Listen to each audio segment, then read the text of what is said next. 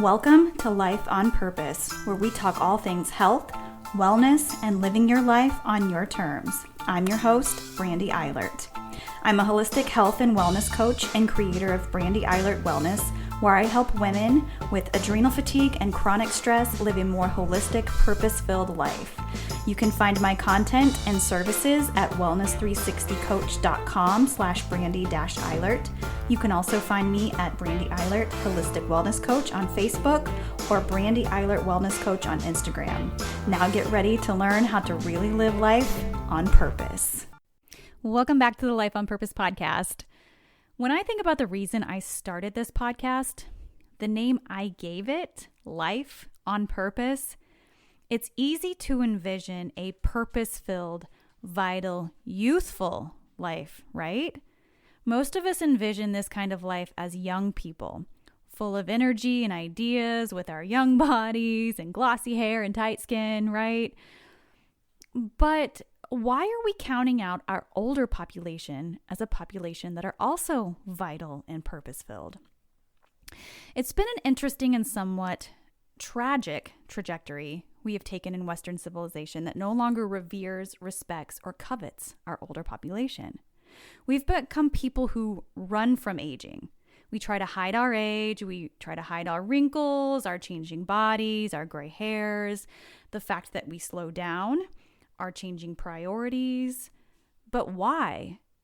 Old age was once something to be celebrated. Elders are who we went to for wisdom and guidance. It was seen as a success to have made it to old age. I would love to see us get back to there again. I, for one, am one for kind of the simpler times, having smaller communities and revering our elders who had, wisdom and ideas and helped the younger generations. And this is also some of the ideas that Kathleen O'Brien has, today's guest. Kathleen is the author of Reclaim Your Right to Grow Old. In this book, Kathleen takes you on her journey into ancient philosophy, groundbreaking science, and our culture's misconception about aging. Her advice? Tell people your age. Expect young people to respect you. Be eccentric. Never age gracefully.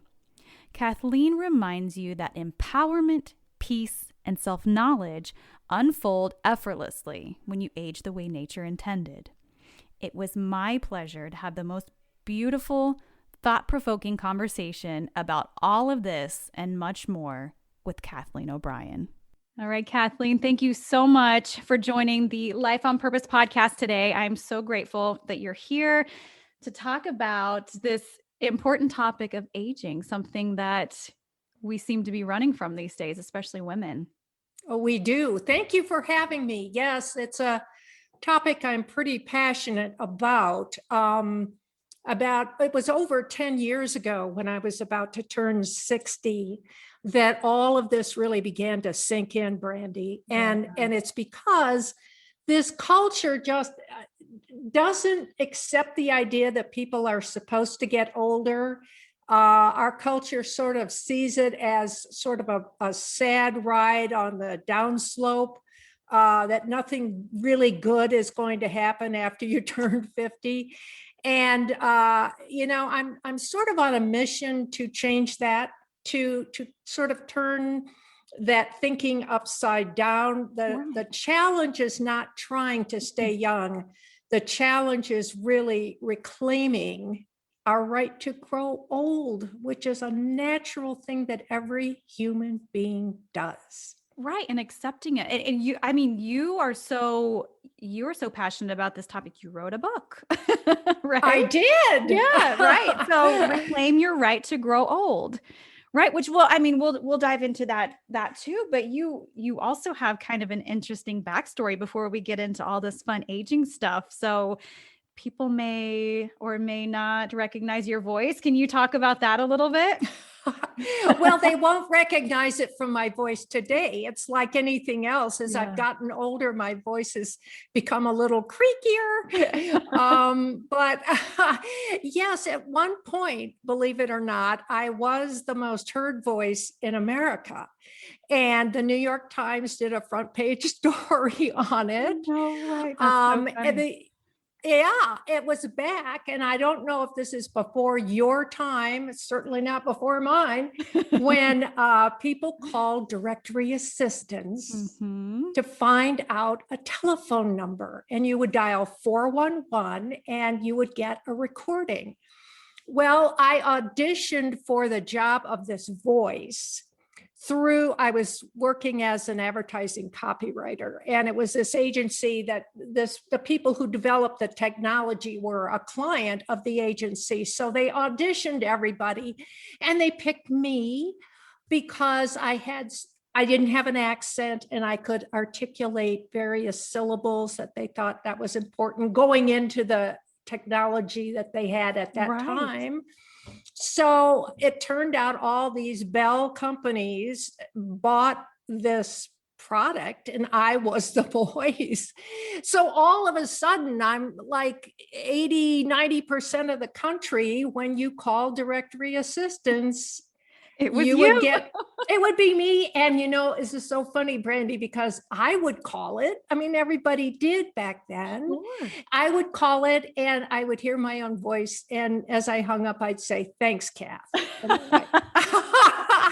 it was fun. It was sort of an odd thing to do, but it is sort of my claim to fame. And it kind of marks this time in history a little bit, especially since we're talking about aging. You were kind of solidified, you and your voice, in that period of time, because nobody calls 411 anymore. I mean, no, they don't. So they really don't. You are solidified in a certain time in history. You're kind of nostalgic a little bit. Yeah. Well, I think that's one of the things about being older that's so nice, is that we can impart this part of our past to newer generations. And, they always say, well, grandpa's always talking about what happened in the past, but these things are important. What happened before people were born? Oh, this is what it was like to be alive in 1960 or 1940 or however old your grandparents might be. And this is important information for younger generations to know. So I carry all these memories and they're fun. It's fun to be able to talk about them. Well, and it kind of informs your ideologies too. If you know, like, where your parents and your grandparents came from and kind of the time that they lived in, it informs the ideologies that they're passing on to you. And I feel like there's been something lost in the last few decades of not passing down wisdom anymore. We don't really revere wisdom from our parents or our grandparents or our great grandparents anymore. And it's a sad thing for me to think about a little bit, because I had that reverence for my grandparents past, my parents past, because it helped me to understand where I came from and those things. And I feel like we maybe are kind of getting away from that a little bit. Yeah, I think we are in our very youth-oriented culture. We're so concerned about what's hip, what's now, what the zeitgeist is all about, which is actually sort of being promoted by younger folks. And don't get me wrong, I think younger folks are fantastic. I love their energy. I love their creativity. I like their ability to just think about all the possibilities for humankind. I mean, we need young people, but we also need old people, right? Because for the very reason you're explaining right now. There are cultures still, although some of this is waning even in some of what I call the more enduring cultures, but there are cultures now, even today, where younger people still listen to their elders' wisdom. And I like to think of it like this. I mean, would you go to a surgeon who had a baseball cap on backwards and was calling everybody dude who hadn't been to medical school, but he was hip? Or would you listen to an older person, an older woman who'd had 30 years of experience in surgery, who had her scrubs on, who knew what she was doing? Who would you go to? Well, of course, you would go to the experienced surgeon. And we're losing something when we don't, from time to time, check in with our elders, talk to our parents about, and I know a lot of people do ask for their parents' advice, but listen to it. Yeah, your parents might be a little different than you. They might seem too conservative for you on some level. Actually, as I've grown older, I've become more progressive, more open to ideas, but everybody's different. But listening to the wisdom of someone who was here before you were and really knows more about life than you is important. And we have lost it. And I'd like to see a return to a little more respect for elders. And and I agree with that completely. And it has to make me wonder, or any of us wonder a little bit, if a part of what's happening is the speed at which our culture is changing, because it's so rapid. It is so rapid. And a lot of the times, and I've spoken to about this to even friends of mine, there are things that I'm dealing with my children and with my family that I can't get advice from my mom from, because she hasn't dealt with technology with her children the way I have. And so there's kind of this rapid change. And it's not necessarily doesn't have anything to do with lack of respect, but we kind of have this like breakdown of connection in our cultures, in our, my parents' culture and her parents' culture, or their parents' culture, was so much different. And there's kind of this disconnect. But what you're speaking to is getting the wisdom that is there and tapping into it so that you can kind of work out whatever it is, whatever issue you're dealing with in present time. Yes. And I think what older people also offer is obviously perspective. Sure. And that ability to look maybe at the big picture, to have been through so many experiences that, we can say, well, that problem's going to solve itself. Or why don't you step back and think about this issue for a few days before you jump in? And I know that's anathema to a lot that goes on. You were just referring to it in our culture. You feel like you have to move at lightning speed. Right. I think one of the things that older people can offer us today is to reinforce the idea that, well, just because the culture is moving that way, you still have the ability to sit back, Brandy, you and anyone your age or people younger than you, to sit back and go, wait a second. I don't know if I totally like what's going on here. I know what my values are. I'm just going to sit back and not act on this for a day or so, or a week, or I'm going to talk to people. And another thing, like I just said, a lot of times problems solve themselves. And over the years, I can see it over and over again. I used to stress out over everything. I used to say, oh my gosh, if this doesn't happen immediately, what will I do? But I have seen through the years that a lot of times the things I worried most about never happened. So this is wisdom I can impart to you. I can impart to other younger people to just kind of make them feel a little better. And it's about wisdom that's where timeless. they are. Yeah, it's timeless wisdom. Yeah. It's things that never change. And it's funny that you say that, because me personally, me as a person, I really like wish for the simpler times. If we could go backwards and things weren't so complicated and things were way more simple, I would be in heaven, I think. So, I probably lean more towards your advice of kind of sitting back and seeing how things play out, because I am more of a simple, easygoing kind of chill person that way. Um, but it's nice for me to tap into my family members because they remind me of that simpler time. Um, and I'm I'm actually really grateful for the people in my life who don't necessarily talk down on my generation, but help us to understand how we got here. That makes Yeah, it's the same way people talk about baby boomers and they cast aspersions on boomers like, okay, boomer. But it's kind of understanding. I mean, I can see how your generation and younger generations are, having to, well, struggle maybe is too strong a word, but maybe not. I mean, deal with, like you said, the pace of life that's moving so quickly. And what I can tell you about baby boomers is our lives weren't all a bed of roses either. We were really the first generation to face the annihilation of the planet by nuclear weapons. And I remember the Cuban Missile Crisis very well. I was in ninth grade.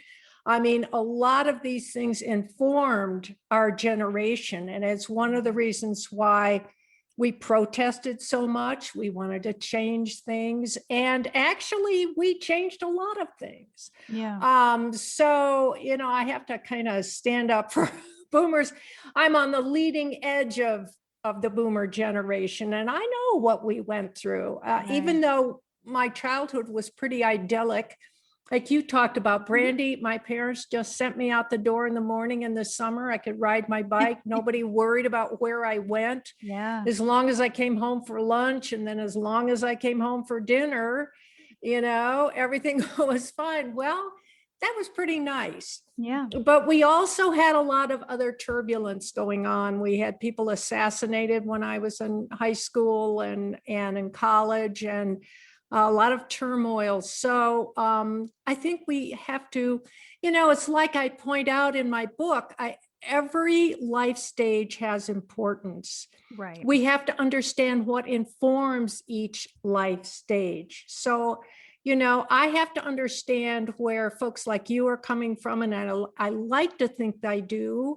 And, conversely, I hope that younger people can understand where we've been and where we're going and what we would like to offer back to the culture. And I think there's a lot we can offer back. Sure. And I completely agree with that sentiment too, because learning from each other can only help each generation understand the other and respect a little bit. And, kind of back to your point of where have we lost this respect for our seniors, for our elders, for people who are older than us, who have been in different generations than us, who have lived different challenges than us. Where have we lost that? Well, I think, it does go back to this emphasis on youth. And we judge everything by how young you are. Look young, feel young, be young. But amazingly, the whole thing sort of began in our Western culture, different from Native American cultures or African cultures or Eastern cultures. What we did here, and this is kind of startling, is it kind of began with graveyards. And that goes back a little ways. Mm-hmm. But when we started burying people in graveyards instead of our backyards, what we were saying is we want to remove ourselves from death, from getting older and the things that can go wrong when you get older.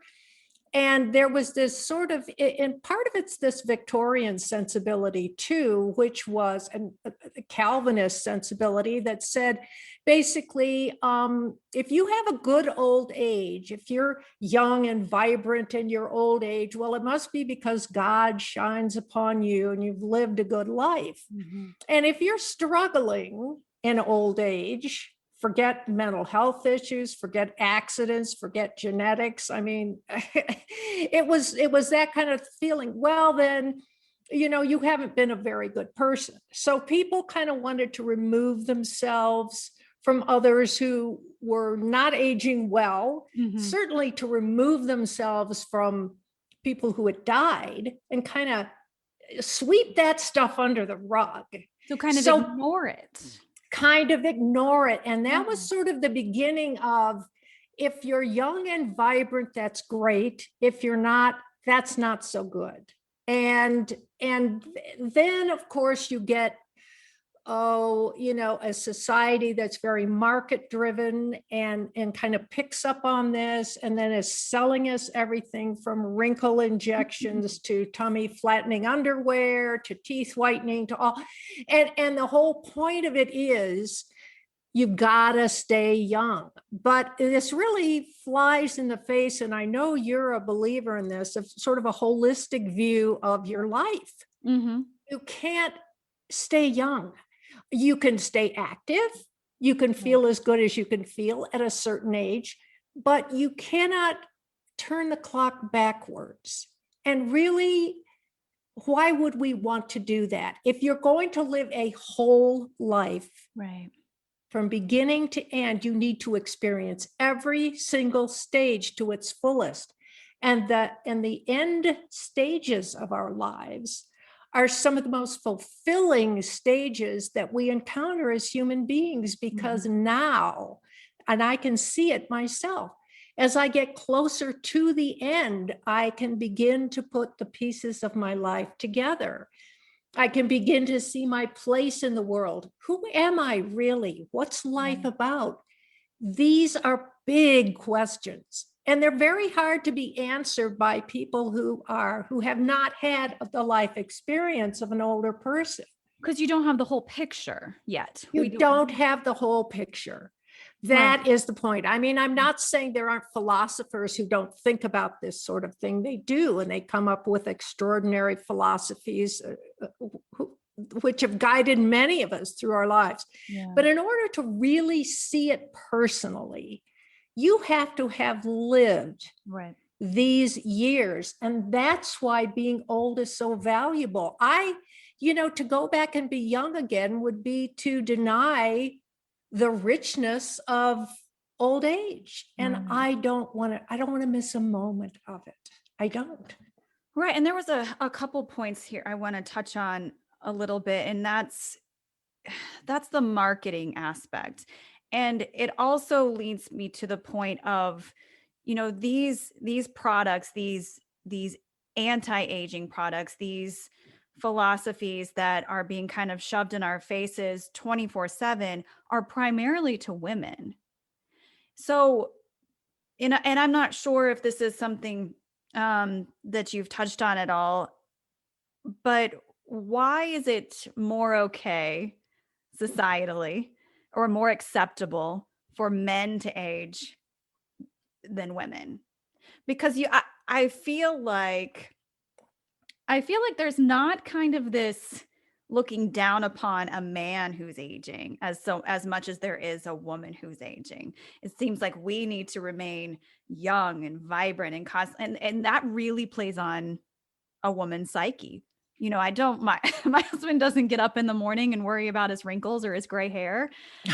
Whereas, I'm 38 years old, and the closer I get to 40, the more I notice my skin is changing and my hair texture is changing, and things are sagging where they didn't used to before. Whereas he could care less. But me, I wonder, okay, did people notice this? Because we've got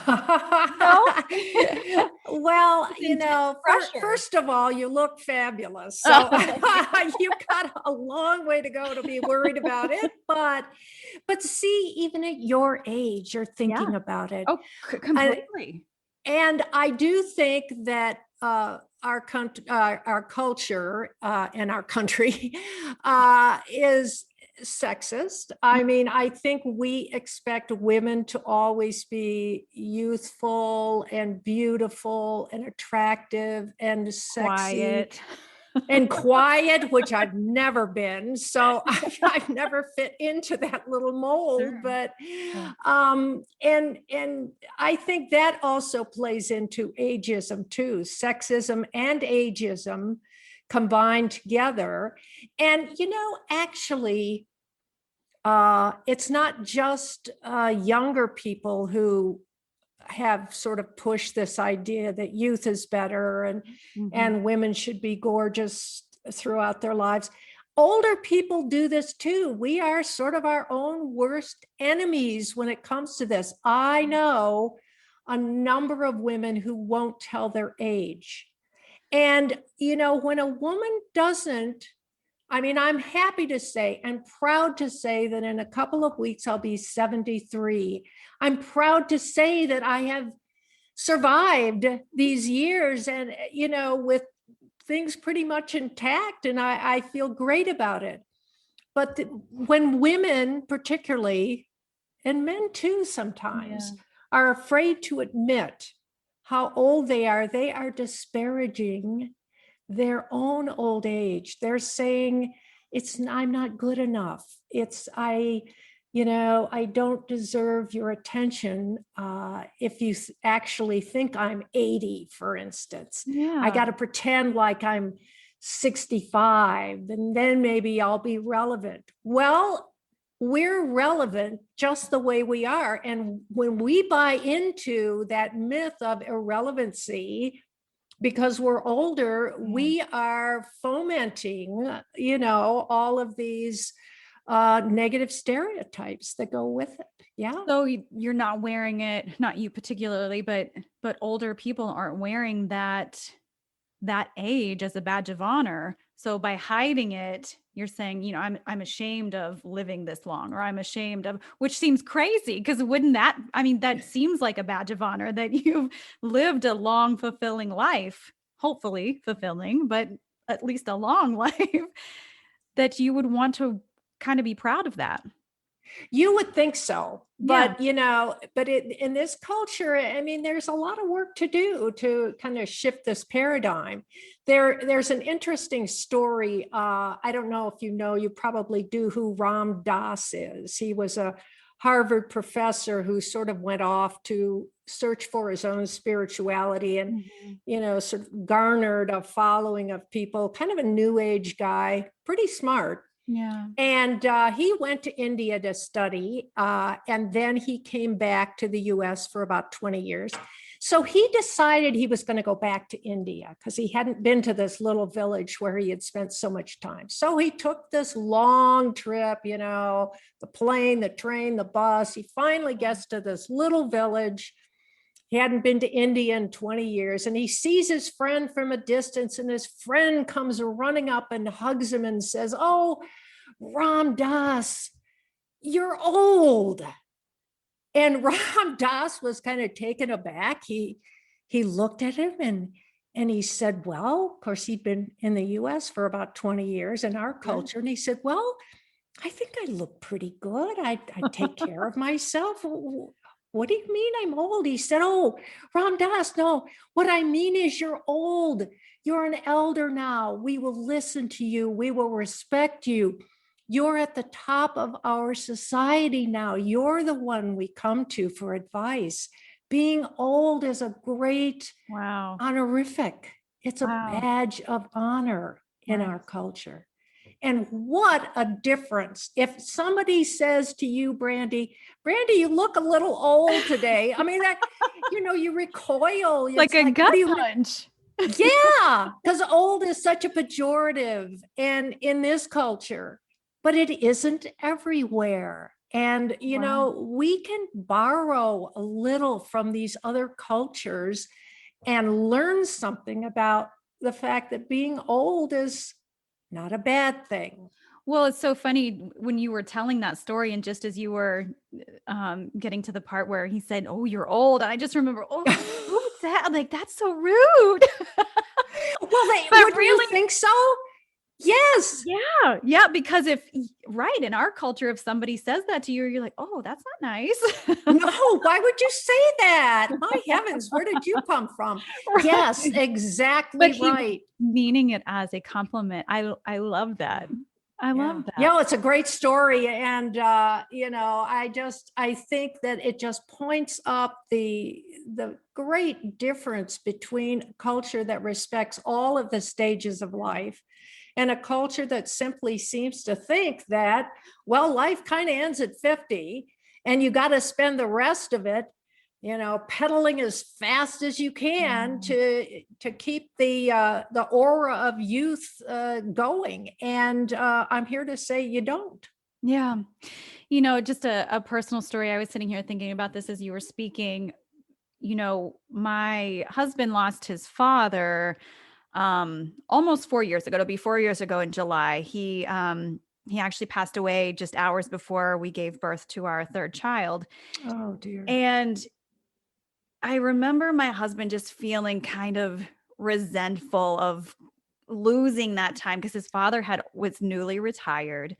And he just felt like, wow, he spent his entire life working to retire to then be gone. And he has looked at his life since then, and it is a goal of his to not let that happen to him. Kind of appreciate this in between stage that sometimes, we at my age, we're just like trying to get through, we're just trying to get through, to retirement. Um, and it sounds like it sounds like the older years are these beautiful, introspective kind of, like you said, bigger picture years. But there's also that fear of death. I mean, how can we look at getting older and not fear the end? Or how can we also appreciate it? Yeah, I think it's really important. And what you were saying as you were speaking there too, I was thinking about one of the things that older people, I think, can help younger people do is to help them infuse more of the joy of elderhood into their lives now. Mhm. Part of being an older person is self-reflection. And there are studies that show that this is almost an innate process that older people go through to kind of come to terms with who they are before they aren't, if Right, you will. sure.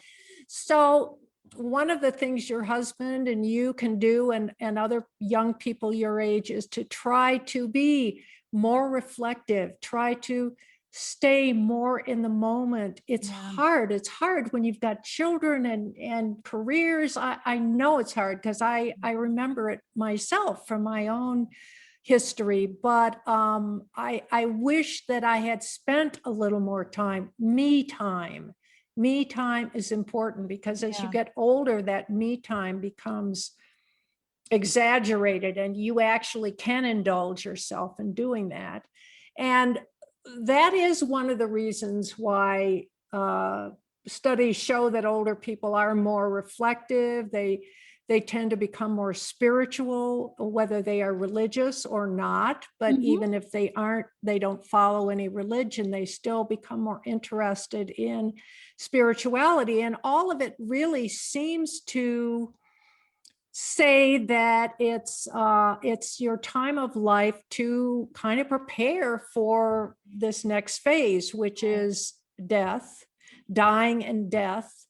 And if you believe that there's a life beyond, then as they do in the Hindu religion, there are four stages of life.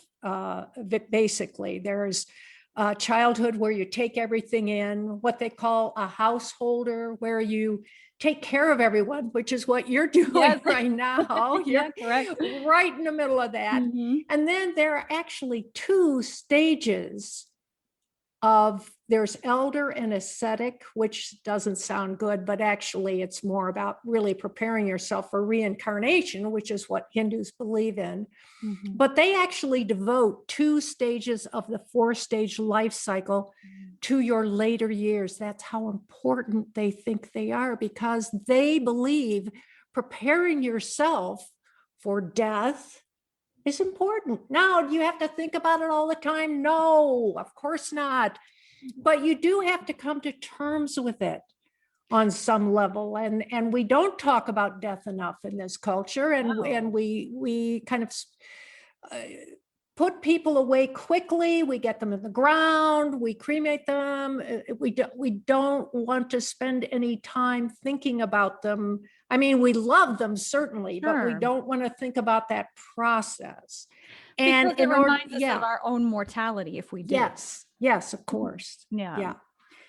That's really fascinating because, we were talking about this before we started recording, is that, I've done a past episode talking about this very topic, that somehow we've gotten away from talking about the very idea that our life will end. There's no getting out of this alive. There's just not.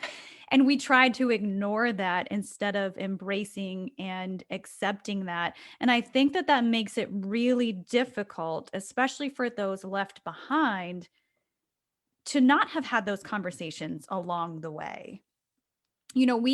Back to my husband's father, that was very sudden.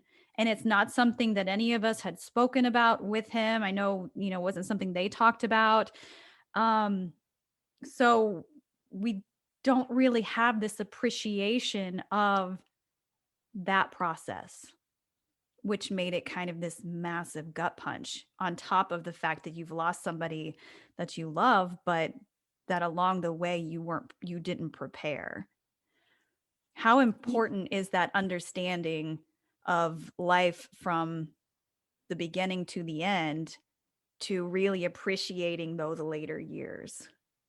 Yeah, we don't have a very contemplative society, do we? No. You think about Twitter or Facebook or whatever, the first thing that comes to mind is the thing you put down, then you say, why did I say that? I should have thought about it a little bit. Right. And I think that sort of permeates our thinking about everything. Yeah. Including death, and then all of a sudden we're faced with it. Well, I haven't thought about this and I haven't dealt with it. I think that, part of certainly of getting older is to think about it, but I think we can all come to terms with it in a way if we take it out of hiding. Mm-hmm. And bring it into the open and see it as the important thing that it is. I mean, I remember going to my grandfather's funeral. It was the first time I was ever on a plane. It was 1956. And they had stewardesses in these cute little outfits with gloves and hats. It was so Back cute. when flying was glamorous. And it was fabulous. And you got like a 3 or 4 course meal and everything. Oh, it was so wonderful. But my parents took me, even though I was only 8 years old, and because they wanted me to see what this process was about. Yeah. And I am very grateful that they did, because my grandfather was Irish and they had a big Irish wake. And that's another thing we've kind of lost, are these rites of passage, these ceremonies that remind us that, in for instance, in the Jewish faith, the sitting Shiva, it's so important for a week or more to stay with people who have lost a loved one, to grieve with them and allow them to grieve. There are just too many situations where we don't have that opportunity. So I think it is good to talk to older people about, what kind of a death do you want? Yeah. I think that's a really important question. Now, we don't always have control. I mean, we can have a heart attack, we can be in an accident, we don't have a Something choice. sudden, sure. Something sudden, but if we live long enough, maybe the death process will be a little longer. Well, what do you want? Who do you want to be with you? Yeah. if maybe you don't even believe in praying, but would it make you feel better if people prayed for you after you departed? If that makes you feel better, go for it.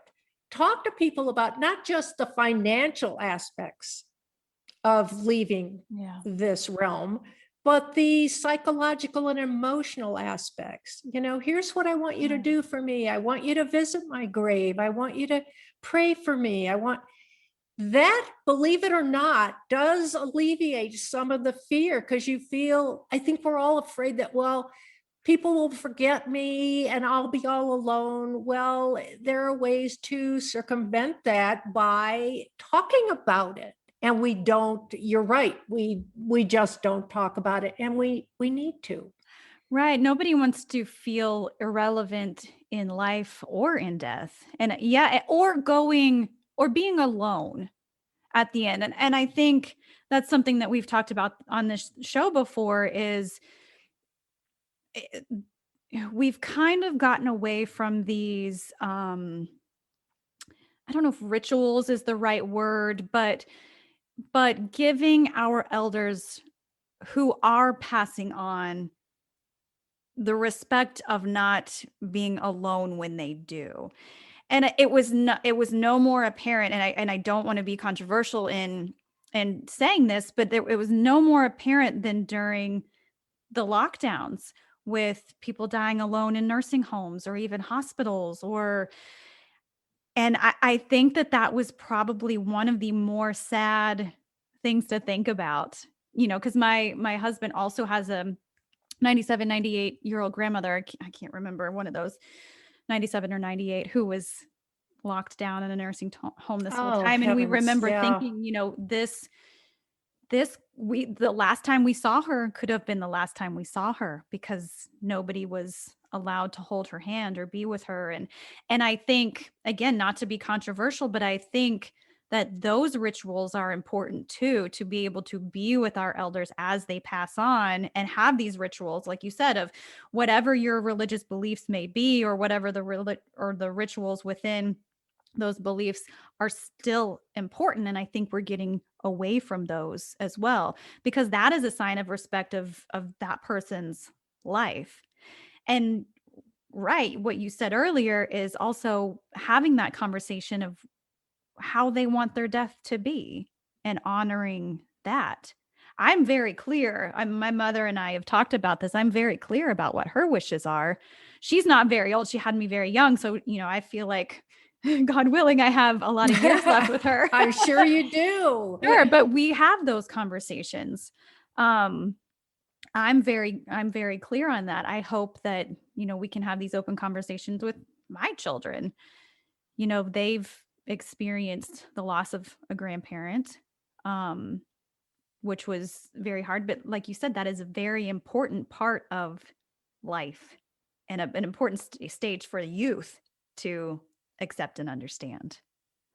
Yeah, it really is. I love the word you used there, important, because when my mother-in-law was 94 and she was in hospice, and she was only there a week, but I went every day, and it was like tearing myself away to leave her, because I had the same feelings you have, Brandy, about I didn't want her to be alone. And as I held her hand, and she was unresponsive, but very comfortable, and as they are in hospice, it's such a beautiful place to spend your last days. It really is. Yeah. I felt there was something very important going on. I felt, this is me, everybody has a different view, but I felt that she was transitioning. And I felt it was important to be there to say it's okay. In fact, one of the nurses told me, have you told her it's okay to go? Yeah. Because she may be holding on thinking, maybe not consciously, but we don't know what goes energetically, on. Right. I mean, energetically kind of just, yes, her energy. Natural to let go. But if right, that permission is given, and that, okay, because we, especially women, mothers, have this need to protect, kind of care Mm-hmm. for. And if we feel like the people left behind aren't okay or won't be okay, yeah, I can see that being something to hold on for even longer. But that's a really beautiful message. Yeah, I really felt, and that's why I think death is important. It is important Yeah. for us to be there. It is also important for us to say it's okay to go. Yeah. And whatever else this person in our lives has asked for, oh, I want to have, I want you to play the guitar while I'm in hospice. Fine. If that's what you want and they allow it there, that's what I'm doing, Yeah. because death is important. It is the end of a life that we want, like you said, to have respect for, to give it importance. And even after someone dies, I mean, there is, again, in the Jewish faith, there is a tradition called Havra Kanisha, I believe. I hope I pronounced it right. It's in my book. I have to look it up. Havra Kanisha. And it's a holy society that stays with the body after it passes. Yeah. They ceremonially bathe the body and stay with it until the body can be buried. And to me, this is so comforting, because one of the things we worry about is we're going to be alone. Mm-hmm. I'm going to die and I'm going to be in some funeral home somewhere with a bunch of other bodies. Alone. Yeah. Alone. Right. So when this group stays with this body, it's such a beautiful ritual.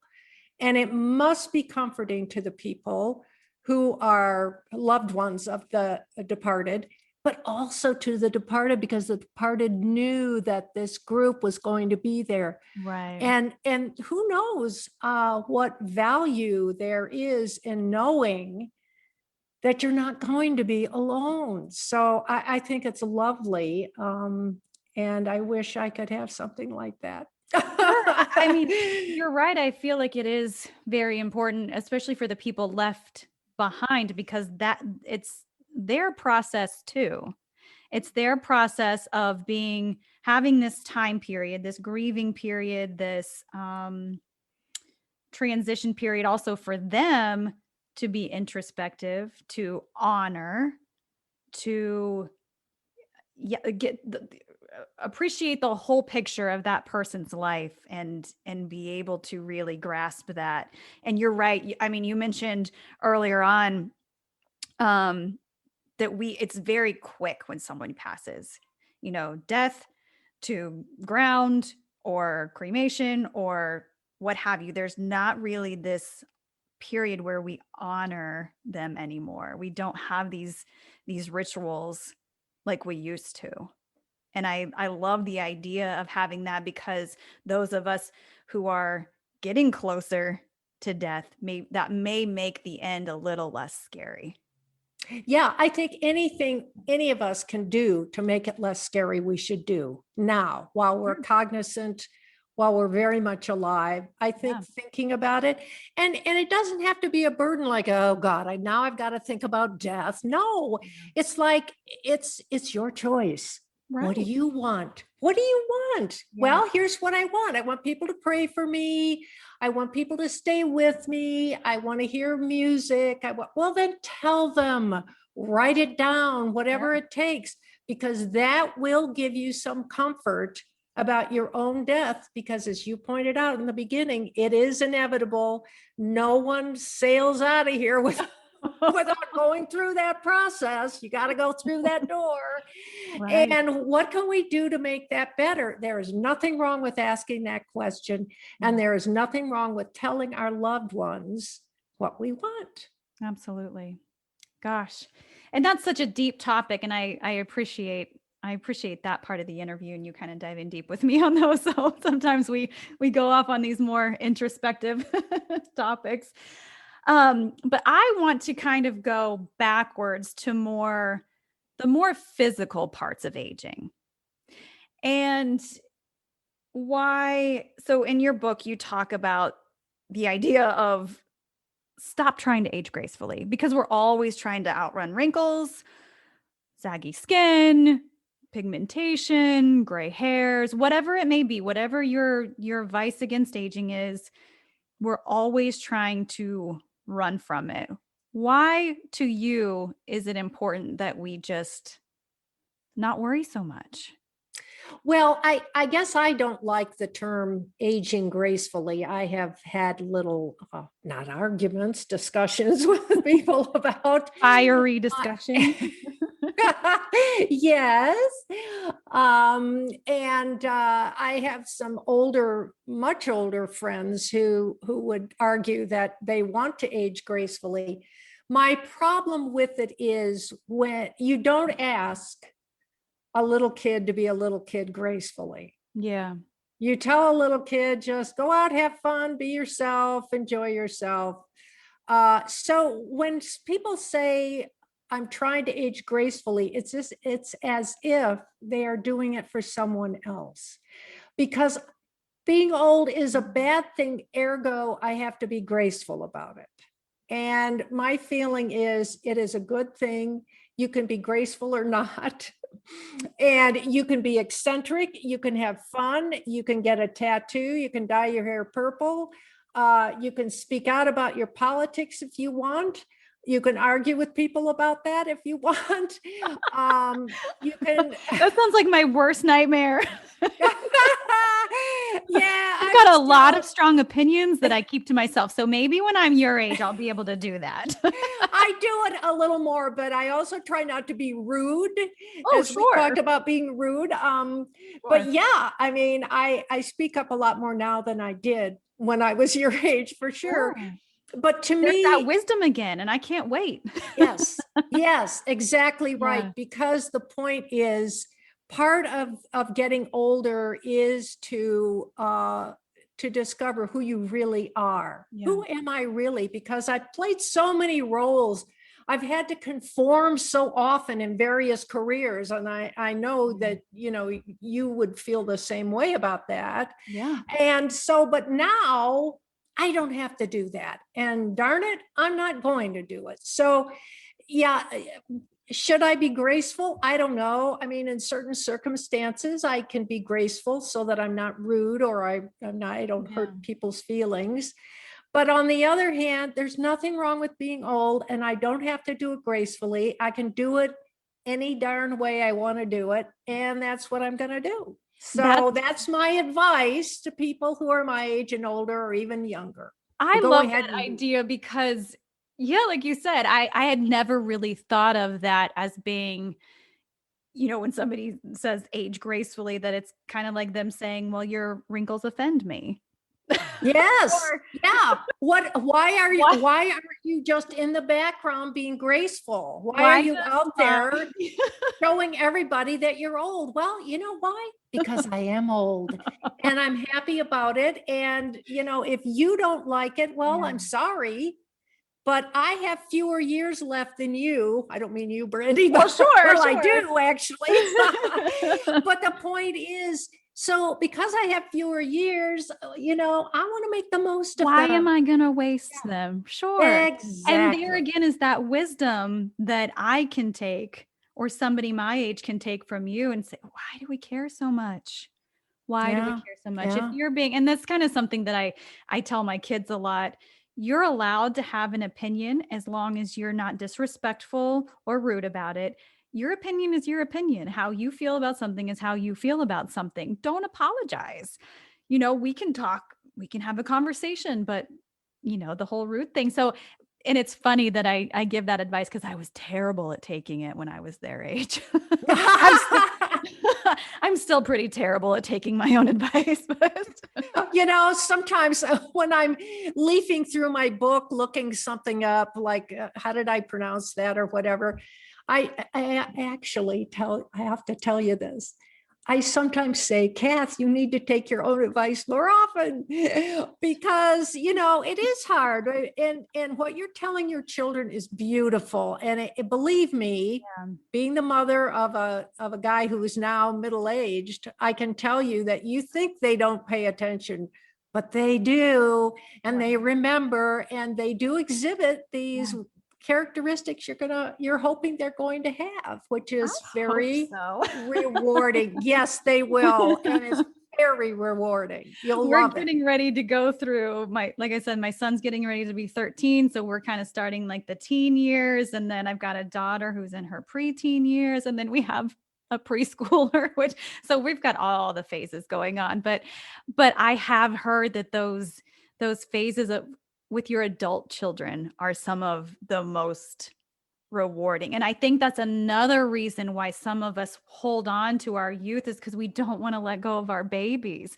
because we see them growing, which makes us feel older, and kind of having to let go of these little babies that then become humans. But again, I've heard those are some really, really rewarding years. Yeah, they really are, because you can talk adult to adult with your children, and what you discover is, yeah, maybe I could have done a better job here or there, but overall I did a better job than I thought I did. I was a very young parent, and I mean, I didn't know what I was doing, but I did all right. And my son says, "Oh, Mom, you were a great mom," which is, isn't that nice? And I always love hearing that. And I think back to the things I didn't do well, and I think, how could he think that? Right. But kids do kind of, it's like anybody else. They get a sense of who you are as a person. And yeah, you make mistakes, but generally they know who you are. They love that about you, and they respect that about you. And yes, you will absolutely enjoy every moment of your kids when they're adults. You really will. I certainly know my relationship with my mom. My dad passed away when I was very young, but my relationship with my mom has changed to be this friendship, to where I call her all the time for advice. And sometimes she'll be like, "I don't know, we didn't have to deal with that, but I'll help you through it," kind of situation, which I'm also very grateful for.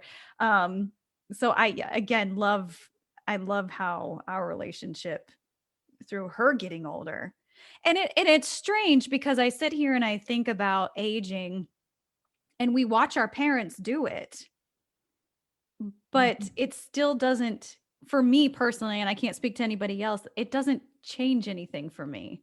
I don't look at her any differently than I did when I was a teenager or a kid.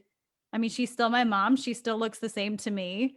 I mean, she'll make comments every once in a while about her wrinkles or her saggy skin, but I don't see it, if that makes sense. Yes. And isn't that lovely? I think, it's interesting when we love someone, or certainly when we care about someone, in a way they become more attractive to us. And that's another thing about getting older that I think is important. We worry, older people say, "Well, I don't look like I used to," but like you're saying, my son still sees me the way I was when I was your age. Sure. And I felt that way about my parents. And then my older friends, the more I get to know them, the more I care about them, the more beautiful they become. Right. And you do have an acceptance. This is something young people need to also remember. You say, "Oh God, how am I going to deal with looking old or gaining weight or whatever?" There's something that you have there's an acceptance that you have. It's like, it's okay. Right. It's okay. So if you're worried about that, don't, because as you age, although I'm sure you'll age beautifully, but as you age, you will actually be very accepting of it, which is a wonderful gift another great gift that comes along. And I find this really interesting. When I think about aging, and like I said, as I get closer to 40, I notice different things. It's not something I obsess about. I've never been overly obsessed with my body or my appearance or anything like that. But it's you aging in relation to, like, your spouse. How's my spouse going to feel about me as I get older? Those are the things that I think that we especially worry about. And luckily I have a spouse who's very complimentary towards me and never makes me feel old or ugly or, anything. He's always super, very complimentary. And so I think that helps. But I think that's another kind of cultural thing too. Men want young. Men want younger women. And so how is a person supposed to be accepting of aging if culturally aging means the breakdown of a relationship potentially? Yeah, that is hard. I think, but I will say that I think that mature men, not all men, but men who are really mature and know themselves Right. and are secure within themselves, want mature women who know themselves and are Right. secure within themselves. And certainly the whole youth thing, well, that's why the culture needs to look at old age differently. And I mean, it's one of the reasons that I am passionate about this subject, because I don't want people, particularly women, to continue to suffer with this idea that, oh, I'm never going to be good enough. I'm going to be irrelevant. I'm becoming invisible. That's a word I hear so many older women use, the same word, invisible. I'm invisible. Men used to look at me. Now they don't. I go into a store to buy something at the cosmetics counter, and the woman behind the counter looks right through me. And I've lost some importance. Well, a lot of that is cultural. Yeah. We need to see more older role models out there. And I'm not just talking about glamorous looking older women. I'm talking about all older men and women. And we need to see the way they look and the way they act and everything about them as acceptable, the very least acceptable. And beyond that, to say they should be respected for all they have contributed to our for culture. the life that they've lived, Yes. and the service they've contributed to being on this planet for as long as they have. I completely agree with that. And it's funny, and I'm sitting here thinking how much freer you would feel if you didn't have to worry about feeling guilty about aging, and how much money you would save if you didn't buy all those stupid products trying not to age, or at least hiding your age. Oh, it's so true, isn't it? It is very freeing. I mean, I'm a product of the culture too. And I was a television broadcaster where appearance was incredibly important. Yeah. Hey, so, so nobody can pick apart my appearance. well, I think they'd have a hard time doing that anyway, because you look terrific. Oh, but yeah, we're all products of this culture. But I think that in order to appreciate, like you said, what it is to be old, and to let go of the constraints, and they are constraints that the culture puts on us to continually try to be young. Yes, we would save money. And yes, we would feel freer. I mean, I used to feel when I went out for a walk, when I was younger, particularly when I was on television, I had to have makeup on. What if I see someone at the grocery store? Well, now it's like, I don't care. If I see you at for one thing, I have a mask on, so that's helpful. So you're seeing me from here. That's right. But, it's kind of like, well, this is who I am. And I'm more interested in the quality of the moments I spend, and less interested in what you think about how I'm spending my moments, I guess I would put it. And it's funny too, because like I said, I'm not even middle-aged yet, but what I've noticed in probably just the last handful of years as I get older, my priorities have shifted towards not so much superficial things, but the quality of my friendships, the quality of my relationships, the quality of my conversations even. I don't particularly like to waste time anymore on frivolous conversation that's probably always been my personality. I'll admit that. I get really bored really easy with surface level stuff, but so I hear you. I Yeah.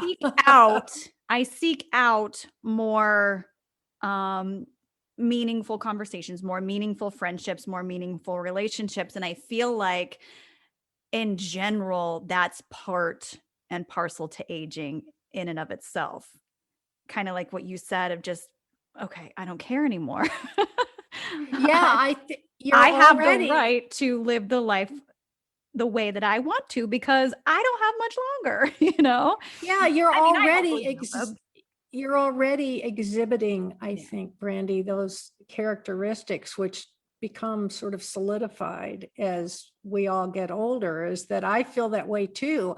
I mean, just going to a party, not that I've been to one lately, but going to the parties I used to go to, not Yeah. that many, but where it's the small talk is almost excruciating. Exhausting. Yeah, Yeah. I'd much rather be home reading a book. I mean, I'd Yeah. much rather be doing something that is enhancing this time Right. that I have left rather than, like you said, this frivolous stuff. And it's interesting because there is research about this, that older people actually become, and the term is transcendent. Actually, it's called geotranscendence. And the whole idea is that older people begin to transcend sort of earthly things like materialism, for instance. They are less concerned about what kind of car do I drive or whatever. I mean, because other things are so much more important, like how am I spending my time and with whom, and what am I gaining from every day? Right. So that actually is an innate sort of process that goes on with older people. And see, you're already experiencing some of that. So already your accumulated wisdom is beginning to blossom there, and it will only increase. I'm going to be a really awesome old person. You are going to, oh my gosh, yes.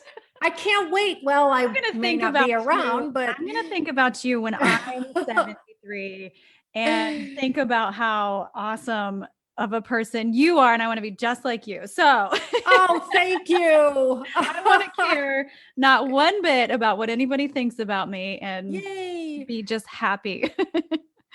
But I think that that's an important message, all jokes aside. I think that's a very important message that we think so much about this lack of happiness. We're headed towards this lack of happiness with age. And I think that that's complete BS.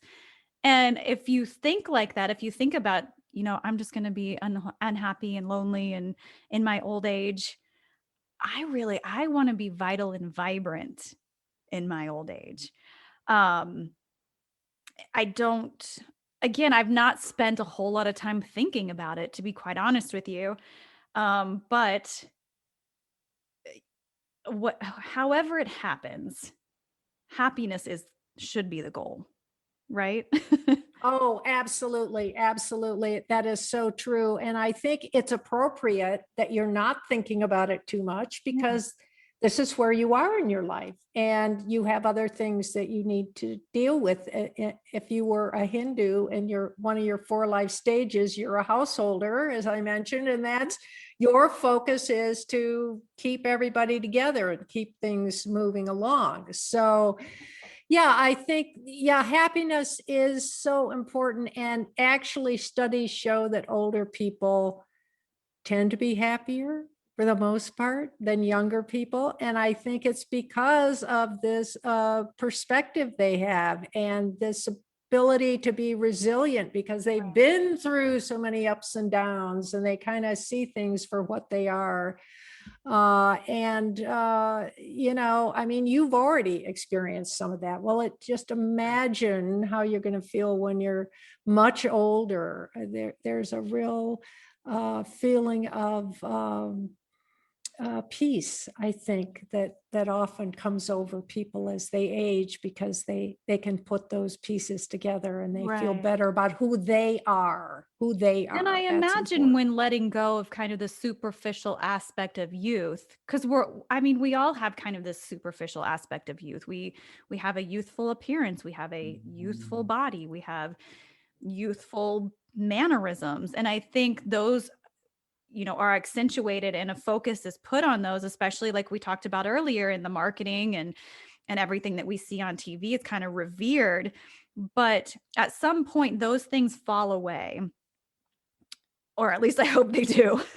Yes, they do. And I feel like that has to be kind of a weight lifted off your shoulders, where you're not worrying so much about, like you said, wearing makeup to the store, or how you look, or how you fit in your jeans, or all these things that are kind of, this focus is put on. And when those things are kind of lifted away, it's just you. It's just you, and it's your relationships, and it's your personality, your life, what you exude as you. And I feel like that has to be just kind of this light feeling. And that's kind of where this freeing happiness comes from. Yeah, it is a sense of freedom. I have to tell you, it really is. And, I have the luxury of kind of being able to do what I want to day to day. I mean, of course, I wrote a book and I'm promoting the book. So yeah, I mean, I'm You're spending time busy. doing Sure. that. But I enjoy it. I mean, I'm not writing a book about accounting, which, first of all, you would never read a book I wrote about accounting. I wouldn't read it. But the point is, I'm not doing something I don't want to do. And that's part of the luxury of being older, is that we do have, I mean, yes, there are people who still need to work, and I understand all that. They can still infuse some of their days with the things that older people need to be doing, which is reflecting and putting themselves first occasionally instead of everyone else. So yeah, it is incredibly freeing. I cannot tell you what a difference it makes to not have to feel I have to conform to everybody's idea of who I should be. I can be me. And I think that's an important lesson at any age, really. It is. I know I struggle with that myself. But so to wrap up here, let's talk about the book. What can we find in the book? Where can we find the book? Okay, well, the launch date is April 20th. So you can pre-order on Barnes and Noble and through my publisher, Outskirts Press.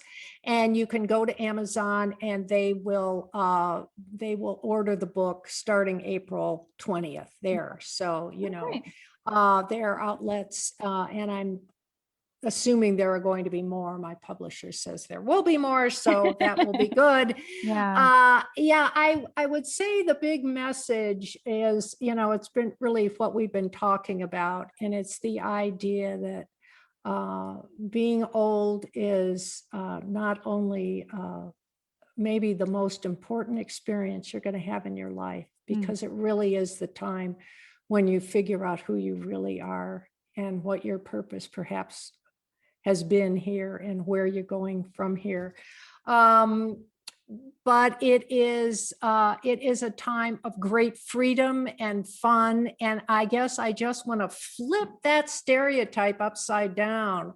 So that aging isn't something we dread, but I kind of would like it to be something we could look forward to. I mean, I know it's hard in this culture, really hard. You're basically asking somebody to change their whole way of thinking. I know it's a real uphill fight, Brandy. I mean, it is, but even if a little bit, I can influence people to see their own old age differently, or at least to try a few of these suggestions I have about not aging gracefully, or letting go of youth envy and learning to love your aging appearance.